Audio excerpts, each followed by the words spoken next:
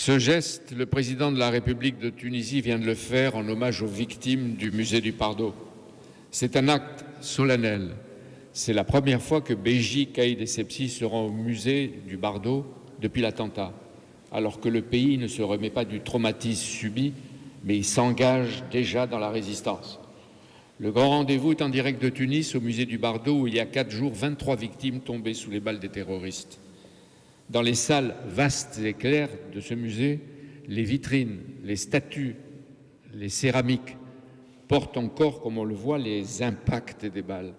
Elles vont laisser leurs traces longtemps encore dans la mémoire de la Tunisie et sans doute au-delà.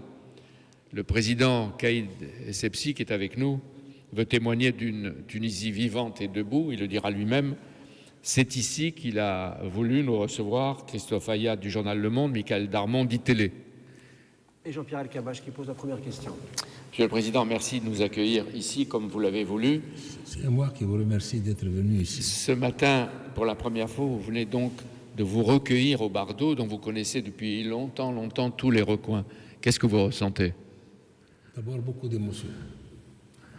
Parce que je venais ici quand j'étais gosse. Et notre instituteur nous apprenait l'histoire de la Tunisie. Une histoire formidable. C'est l'histoire de l'humanité, disait.